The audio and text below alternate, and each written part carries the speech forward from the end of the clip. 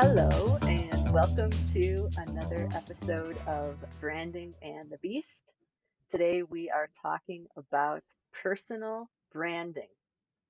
My name is Alicia Disantis, founder of 38th and KIP Design and Marketing, and my wonderful co-host.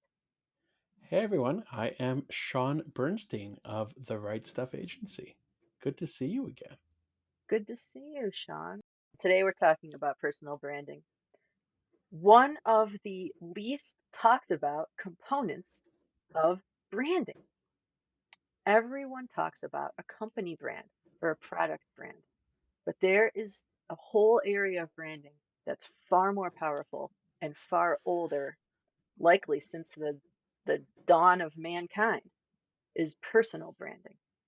And that's the person. As you could have guessed, the person is the brand.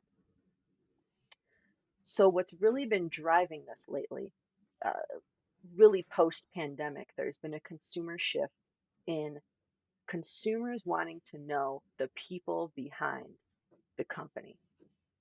They want to know not just the values the company holds, but the values the people hold, the CEOs, the decision makers, who they're interacting with, who they're giving their dollar to. They want to know that that person aligns with their values. There was a stat I pulled here. 70% of consumers feel more connected to brands whose CEO is on social media. I'm not surprised by that. That's powerful. It gives that impression of being accessible and that impression of, hey, just because a CEO is on social media doesn't mean they're running their own channels. I'm sure most are not. It's a service sort of using that person's name and signing off. But even still, it's sort of that impression, at least mentally, that yeah, I know this person, I'm connected with this person, or I have some sort of insight into who this person really is and what they're about. Exactly. Exactly. And I think of, a lot of people think personal branding is new. It's a buzzword, but it's so ancient. And if you really start to think about some of the individuals, at least in American culture, that the most well-known individuals of the past 300 years of the United States, like you think of Abraham Lincoln, that was one hell of a personal brand. You think of that backstory, growing up in the log cabin, Honest Abe. I mean, I would think a Canadian is familiar with that story as well, even people outside Yeah, of the United States.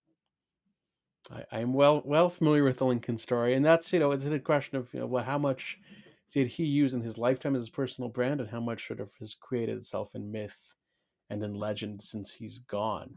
And I don't know how much he kind of used within his own PR, but certainly a fair bit, Right. I'm sure.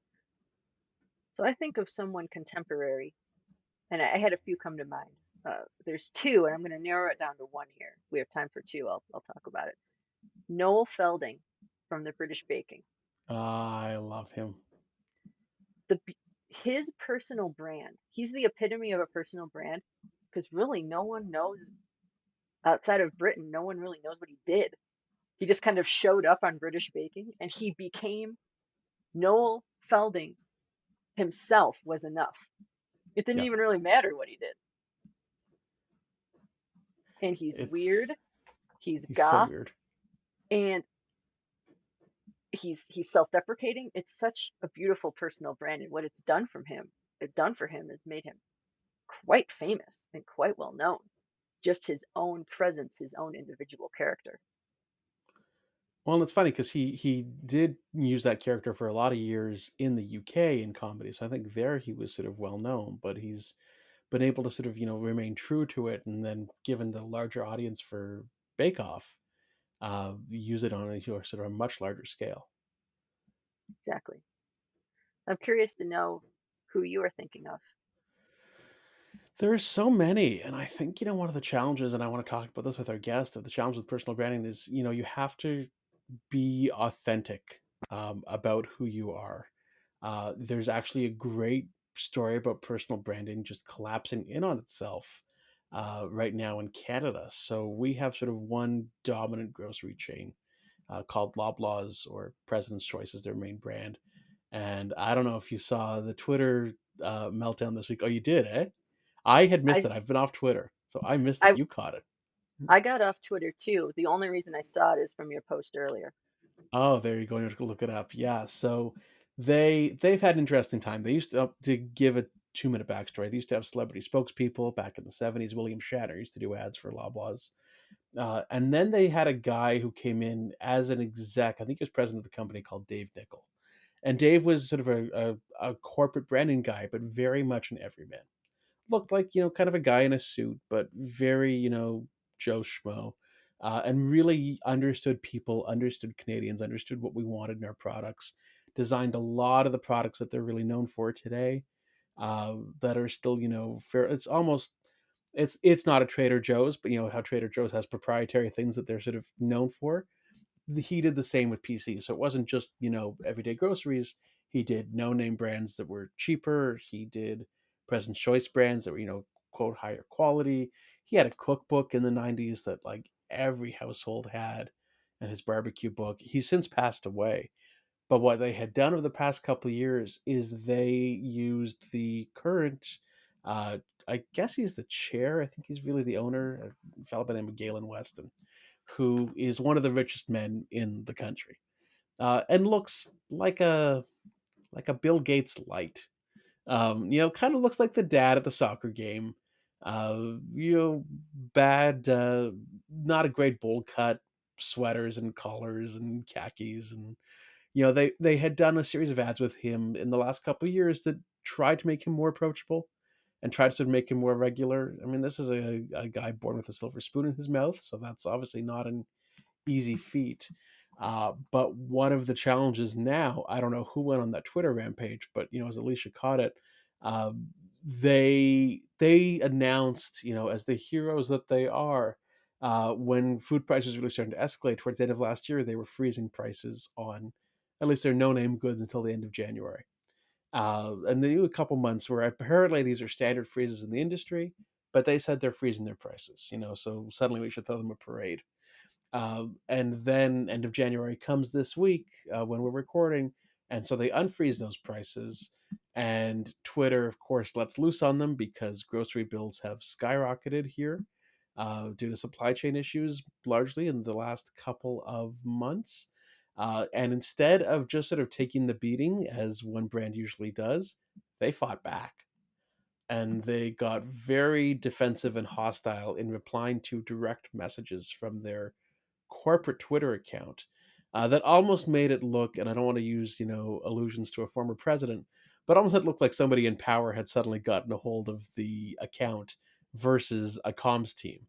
Because you think a comms team would be smart enough not to do that.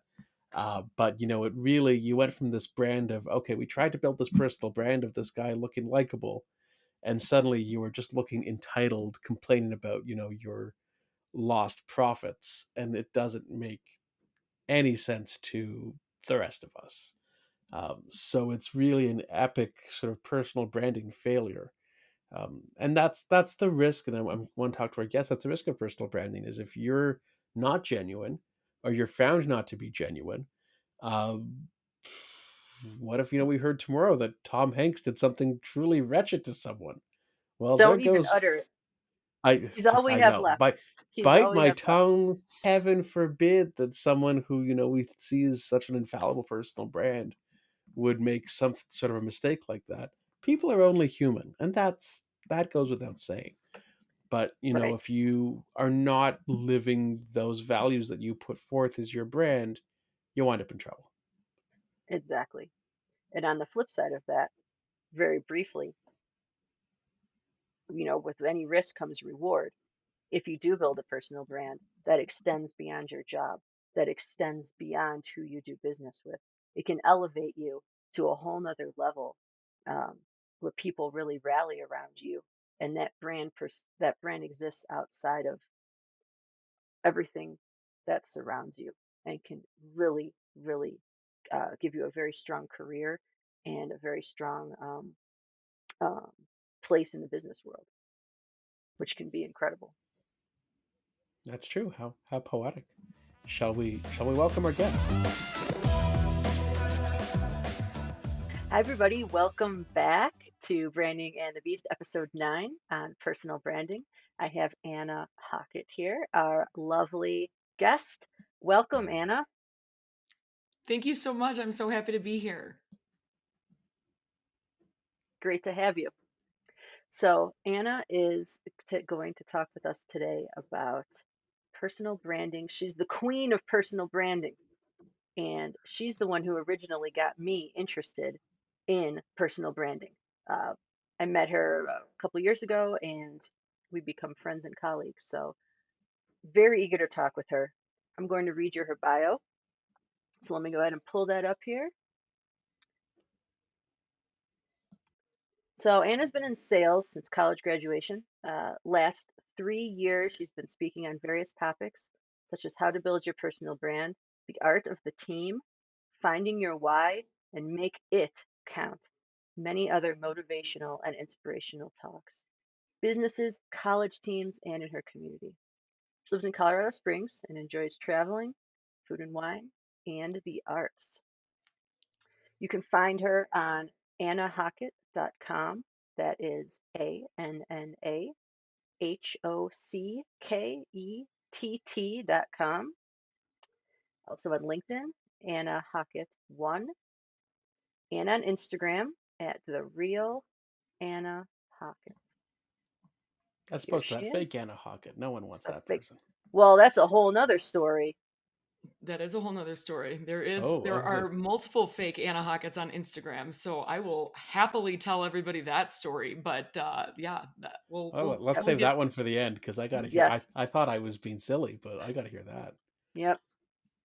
All right. So let's get started. So, how did you get interested in personal branding in the first place? So I was so here's a little bit of background on me. I sell software and have been selling different types of software to large businesses for a very long time now. And if you knew me at all, you'd be like, "How is this girl selling software?" Because I'm not your technical expert whatsoever.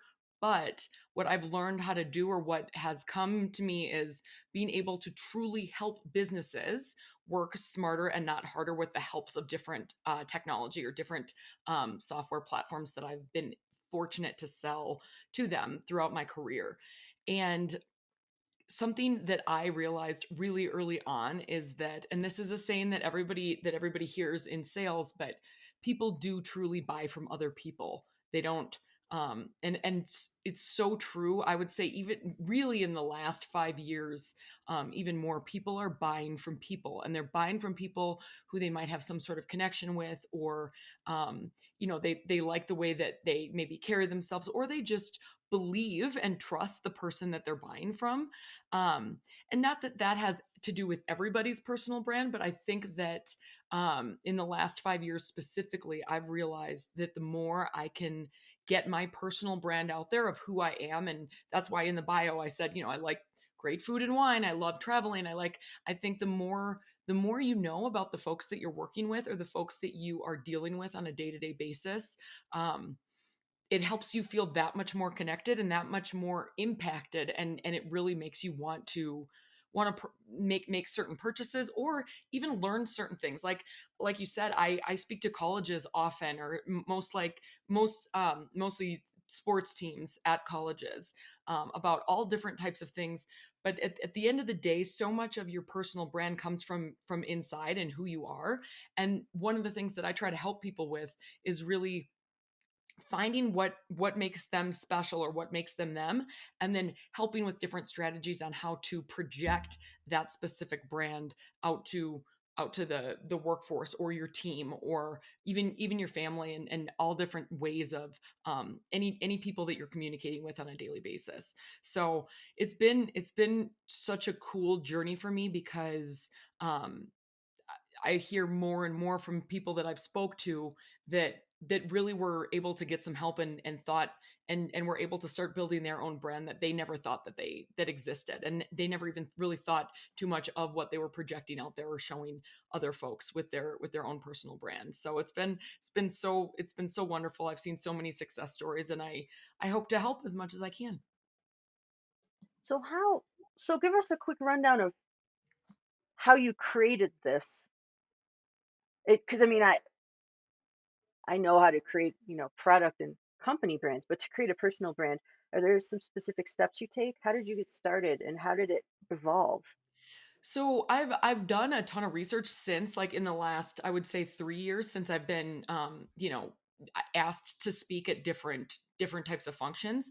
But before that, so for the first talk that I ever gave, or the first group that I talked to about building your personal brand, it was truly just some of the things that I've done personally and professionally, and just sharing those types of ideas. So basically, the way that I like to think about it is, the first thing that anyone needs to do that's looking into or trying to build or continue to grow their personal brand is to really look inside yourself and understand who you are, what is your why, what makes you happy, what types of things are important to you, and then, really figuring out what is the light inside of you, or what makes you special. I like to talk about that a lot. And the reason I think that that's so important is because if you're not authentic when you're presenting your personal brand, whether it's in person or on some sort of a social selling or social media platform, um, most people can see through that pretty quickly. And I like to really encourage people to dig deep. And sometimes those types of conversations are with yourself are really tough, but trying to figure out, what does make me special? Why are certain people drawn to me? Why am I good at my job? Or why do I want to be good at my job? Because at the core, you got to figure those things out before you start to even think about the next steps, which is, how do you want to project your personal brand? So the next step then, or the next thing that I typically talk about is, okay, once you find out where your light is or what makes you special, then how do you want other people to accept or see that type of information from you? And the question I get all the time is, I don't want to seem arrogant. I don't want to, and I'll promise you, my if someone took what I'm saying and then they end up coming across arrogant, I promise you it's not what I've told them. Because at the end of the day, I want people to be their authentic selves and be really comfortable and confident being their authentic selves, without sounding arrogant, or without bragging, but truly just sharing whatever information they would like other people to know. So then the next, that part is really learning, okay, when am I going to have the opportunity to share my personal brand with prospects that I'm maybe selling to, even within teams, that my teammates and my coaches and my professors, within companies. Who do I want to impact here? Do I want to impact my internal company and my colleagues, or do I want to impact everybody that I'm talking to or presenting to? So I think that line of questioning is really important, also to really understand, like, who are the different audiences that you can project your brand to. And then the third part of it is a lot of different strategies um, to social, or on social media, or on these different platforms, be able to share your personal brand. And like, different tips on how often to post, how, what types of posts to share, figuring out, like, I've done a lot of research on the LinkedIn algorithms, as well as Instagram, so learning about when to post, how to post, what to post, and to stay in line with your own personal brand. So the three pillars of kind of what I do is, like I said, finding your why. So find your story, tell your story, and then sell your story, are the three ways that I typically break it down in any types of talks that I'm giving. Does that I make love sense? that. Love that. Find your why, tell your story, sell your story. Perfect. Yeah. Perfect. That sounds right up You your ta- alley, Shaun. it's so I'm all about the personal branding, so it's so up my alley. You talked about in being inauthentic, and that authenticity piece, which we touched on in our intro, and how if you are proven to be inauthentic in your branding, or it just really doesn't represent you, and the truth suddenly comes out, it's completely jarring. And it can almost do way more harm than good, because the deal is the way that people consume, not just media, but like the way that people consume information now. If if you tarnish that brand or you are inauthentic and you prove someone wrong once, they have a million other choices. So they're gonna go with someone that they didn't feel lied to by. And people really like to buy, like in a sales situation, they like to buy from people that they can trust. So if you screw up that trust early on with something as simple as your own story or your own personal brand, it it's going to backfire massively, and you might not ever recover from it with that It's just specific say it's so hard to encounter. get back. It's almost impossible. What's the cringiest thing that you've seen from a personal brand Don't perspective? say who. I definitely will not, but Or do spill some tea. We're all about the editing. there's a couple different scenarios, I would say. So one, and this sucks, you guys, but like, people often on, and I'll talk about LinkedIn because that's the platform I use really often, as far as my career. um I can't tell you how many times I've seen either one of two things: misspelled posts. And like, I get it, you're in a hurry and you're trying to post something or trying to get something out, but like, it, to me, that kills someone's credibility right off the bat when someone doesn't spell something properly. And then the second thing I would say, um, is a lot of marketing programs at different companies now are realizing that people need to build their personal brand, but also they want social sellers within their organization. So they empower people with information to then just go ahead and post out. One of the companies that I worked for, every single week, they'd give us multiple pieces of content that we were able to read and then post on the company, not as the company, but on the company's behalf, and use our own words as far as what we were going to present. And literally, we had a call probably 6 months into this big push to start social selling on LinkedIn, and so many of the reps at the company, who are my good friends, would post it but not really read the article and or read the content that we were actually posting about. And I'm telling you, this is probably 50% of the reps at this company. And I always looked at it as like, hey, we're given a gift here. We don't have to go hunting for this information to talk about.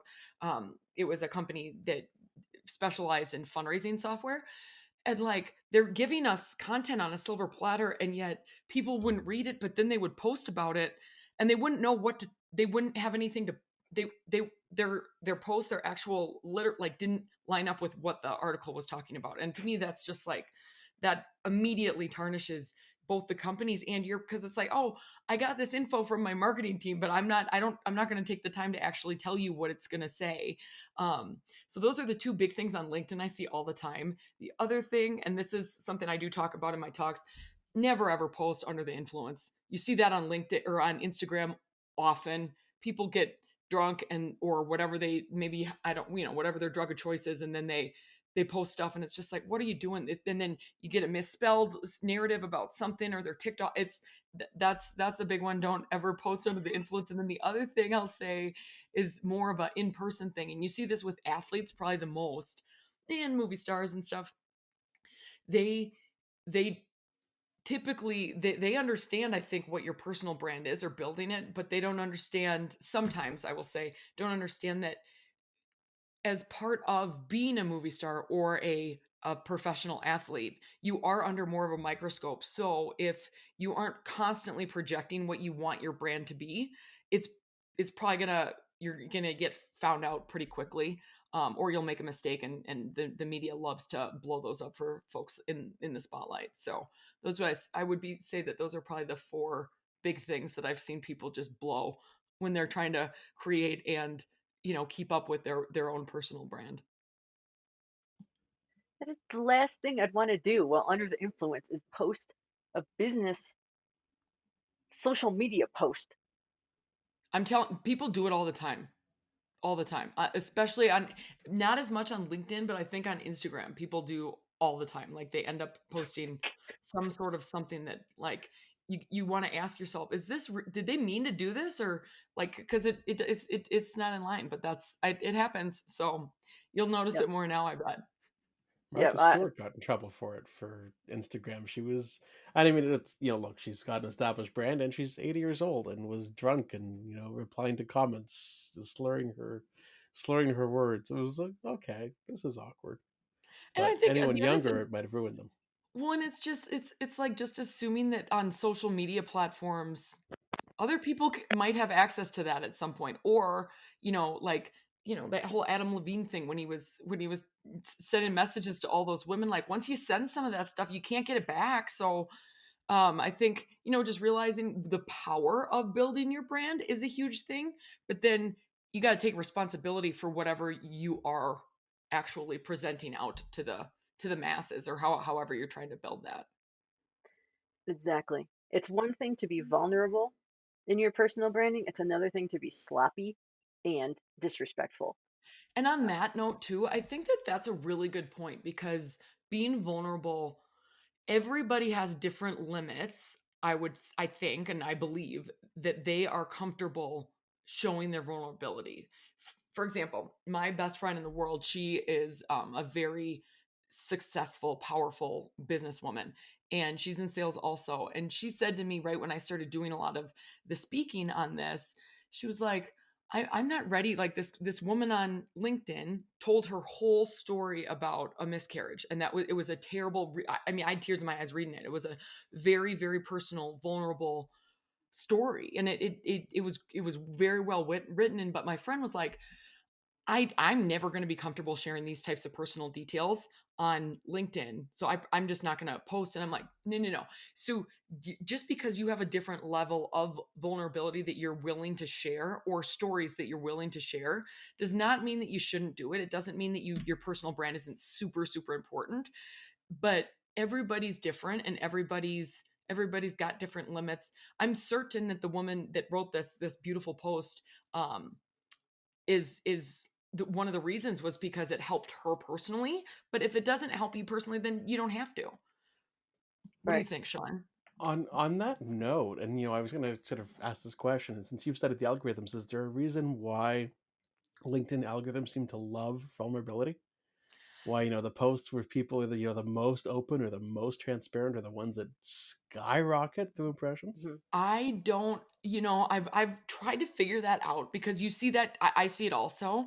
I think though that the big point with that is to be completely honest, and this I've found this to be true in every LinkedIn post that I post. If it's any type of personal story, it seems like, not that the algorithm does anything, but I think viewers on LinkedIn just really, really like. So the more likes you get, the more exposure you're going to get to all these Hmm. other networks that you might not even be connected to.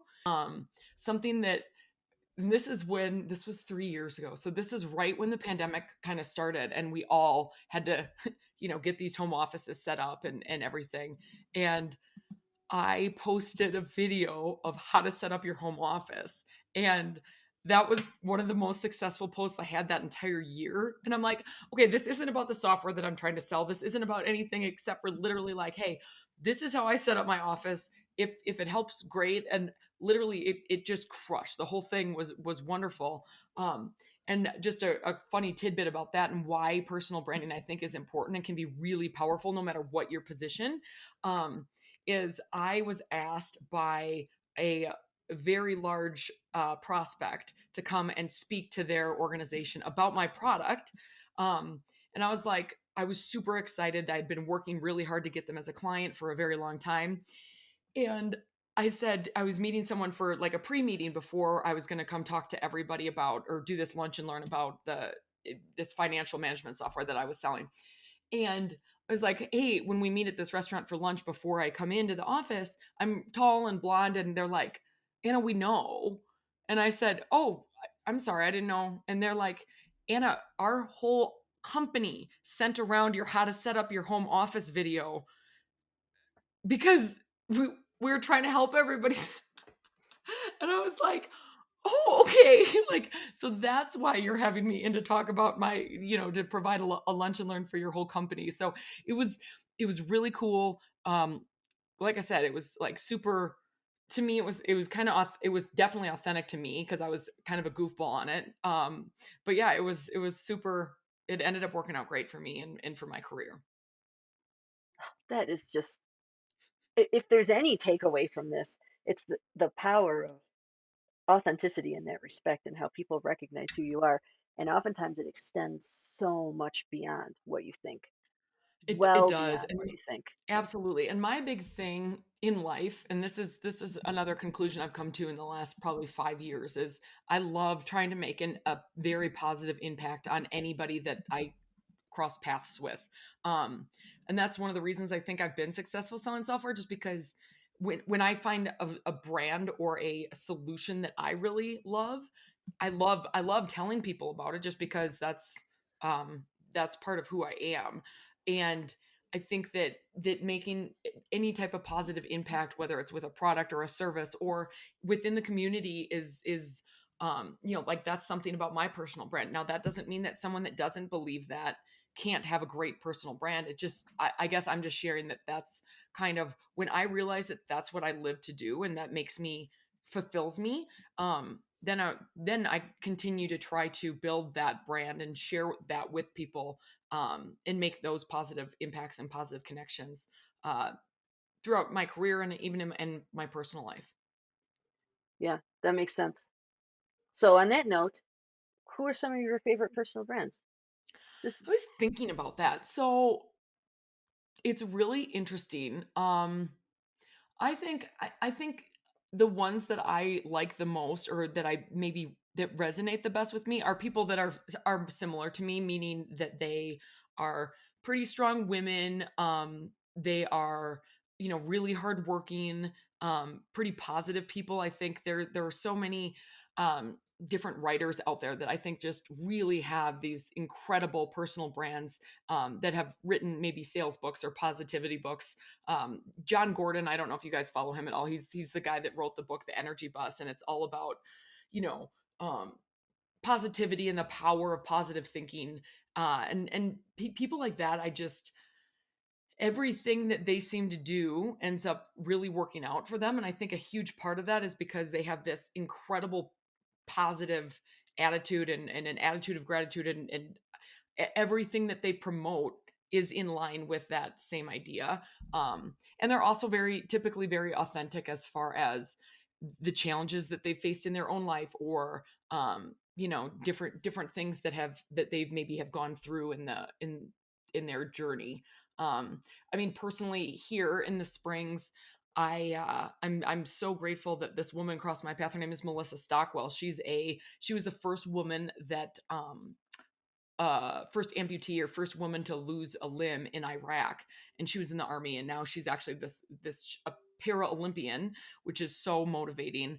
And she because she lost her leg, and she's gotten a silver and a bronze medal in the triathlon in the Olympics. She's a 41-year-old mother. She's like just the coolest, and she actually has a huge speaking circuit now, and she goes around talking about her life, and how she's grateful every day that she has one leg instead of, even if she doesn't have two, like the majority of people. So it's like people like that, just, I find them so inspiring. And I think that, again, they've clearly worked on their personal brand, and they project it in such a wonderful way that other people can both absorb their content and also be inspired by it.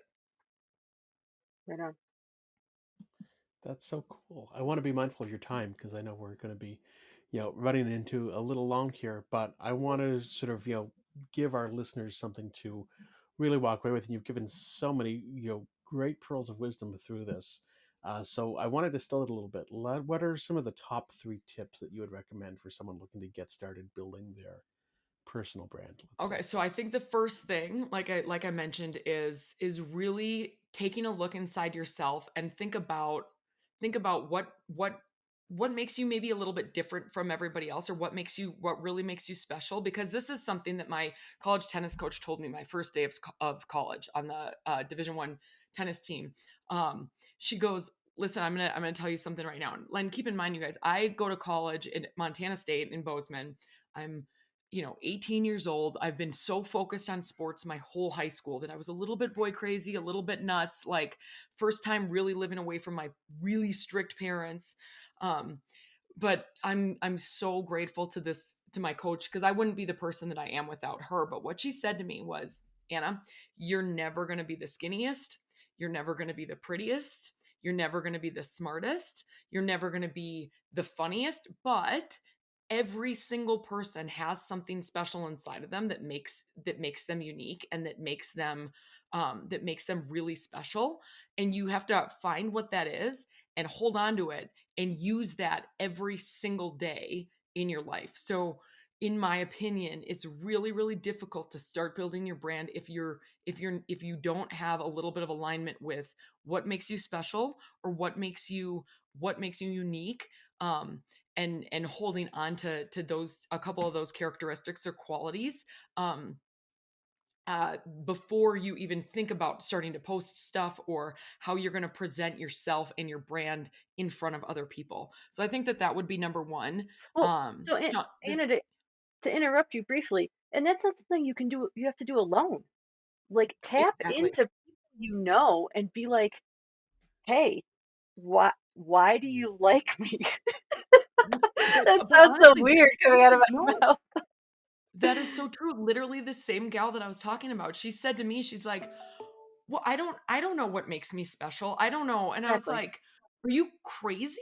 You're so impressive like you crush it as a mother, you crush it in your job, you crush it with your husband. Like you're amazing with." And then I'm like, "Plus, you do this, this and that." And she's like staring at me like, "Well, can you help me write this out?" And I'm like, "Yeah, let's do it." And so I think that yeah, going to other people that you trust, and or like people maybe you report to, or maybe and really but that's something really, that's a great point, is to like talk to other people about like, what do you think makes me a little bit different or special or unique or whatever. And then, and yeah, and like I said, hold on to that, because that is where you can start to really build some confidence. And that, then we're not even talking about posting, we're talking about making your life better and making your continuing to build your confidence in yourself. And that's just going to be great for everything moving forward. So that's Right number on. one. Number one. Number two, because you said three, right, Sean? I mean, if you can, I don't want to, if you've got a good mic drop moment, I don't want to Sure. force you No, through I it. mean, I think the first thing is the biggest to me, because it's it means a lot. I think the second thing that I would say is um, you know, find like really deciding, like if you, once you find out what your story is, like find your story, tell your story, sell your story. So then once you find what your story is, start to think about what you'd like everyone to think about you, or about what you're presenting to them, or what you're posting to them. um just because I think that to that vulnerability piece, not everyone's going to be as comfortable saying like, "Hey, this is me, this is what has happened to me, or this is why I am the way that I am." But I think knowing like, okay, what is the goal? I went to journalism school. That's originally what I was going to do, was be a news anchor. But then I found out how little money they make in very small towns. So I always like to think about it though, in the who, the when, the why, the what, and the how. Because like when you start to post things, or when you start to try to present yourself as a certain in a certain way, it's really important to know the, who are you, who's your audience, what are you talking about, why are you talking about it, how are you going to present it, are you going to put it on LinkedIn, or are you going to put it on Instagram, you're going to put it on TikTok, or are you going to put it on Facebook. I think that all of those things are very important as you start. And I think that as you continue to build your brand, it becomes second nature, where you don't even need to think about it as much anymore. But at the beginning, it's really important to think about those, the who, the what, the when, the why, and the where, and the how, when you're first getting started. Um, and then the third thing I'll say is, again, I think really just digging into your and being as authentic as you possibly can, because it just doesn't work if, like, for example, I swear, and I'm working on it because like all my friends have kids, but there's even studies that show that if you drop a swear word in sales calls occasionally, not like the whole thing, but and not making it distracting, but sometimes people bond better with that, because they view you as more of a real person instead of someone that's trying to sell them something. um I'm not saying that everyone should just go start dropping f-bombs on calls, or in their posts or anything, but I'm just saying that sometimes the things that make you the authenticity in you can help. It really helps people understand that you're a human also. And like I said, in sales, people buy from people. um I follow and buy from a lot of the company brands that I value their CEOs, or I value whoever's making their presenting their brand out there also. So I think that the authenticity piece is huge. Absolutely. All right. So speaking That of makes so much authenticity, sense. last question. Quick, your surprise question. I wanted to make sure we got it. What is an unpopular opinion you have? That I have? Yeah. Yes. Well, that is a surprise question. I like to think that all my opinions are wonderful and everyone loves them. Okay, so you know what? This is an interesting one based on especially this conversation. So, if you go on Instagram right this second and look up the real Anna Hockett, it will not pop up. And the reason it will not pop up is because I recently went through a massive surgery, and I was in a position where I couldn't walk for almost 6 weeks. Um, I'll stand up in a second because I'm so excited to be off crutches. But uh, it was I was using social media way too much because I was sitting constantly, and it was taking too much time out of my.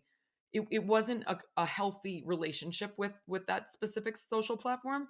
Um, so I guess my unpopular opinion, especially in the branding world and in the marketing world, and considering what we're talking about, is I'm not going to say limit it, because I don't believe, like, I would get in arguments with people that would tell me, oh, social media has screwed all these things up for so many people, and I'd be like, no, no, no, it's all about how you use it. But I guess my opinion then would be, um, just be aware of being of how some of these different platforms can, one, not be reality, and two, can start to be overwhelming, and can be um a, an unhealthy distraction at times, depending on where you're at. So I just think being aware of that is a really, really good thing. But I think that a lot of influencers that I know would highly, highly disagree with me, and that would be an unpopular opinion. But I'm just sharing it because that's my personal experience.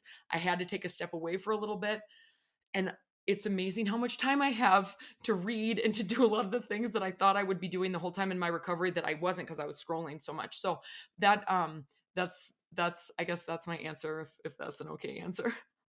So appreciate you being with us today. I'm so glad that I got to see you and also meet you, Shaun, and this has been wonderful. So let me know if there's anything else I can do for all y'all.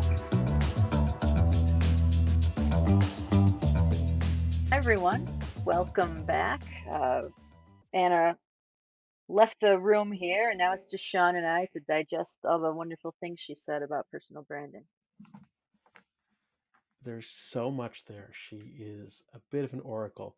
And I was just saying to Alicia, we're off mic, I thought of my actual unpopular opinion. I get a lot of flack for hating Harry Potter, hating Star Wars.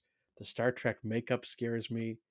But my most unpopular opinion, the thing that you've seen that I really hate, that I won't touch while we've been to dinner together, I hate cheese. And it is incredibly polarizing. Folks, I'd just like to tell you thanks for listening. This is our final podcast episode. Shaun and I will be signing off.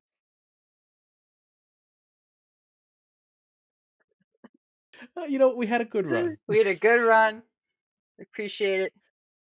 Uh, I hate to break it to you, Disantis. I think we're contracted for 10, so we got to get one more oh in my here, and you're God. welcome to dip. Oh my God.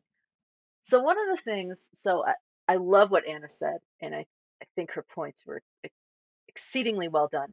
I wanted to pepper in a few things that I think could be helpful just in my own journey of personal branding, because I've really ramped up in 2022 my personal brand. And a lot of people, it's true, they don't know where to start. They feel kind of dumb talking about themselves, especially if you're a relatively humble person. You don't really know where to start. If you want to, let me back up. The first step I would take if you wanted to dip your toes into this water is to post something personal on your social media. Let's say you only post things about your business or about marketing or whatever your area of expertise is. Take something small that happened to you or a small story and talk about it.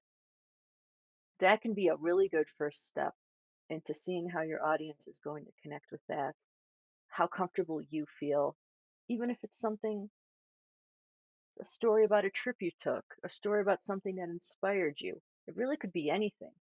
And either you could film yourself or you could write it. But that's a really nice entryway. You don't have to jump headfirst in the most traumatic thing that's ever happened to you.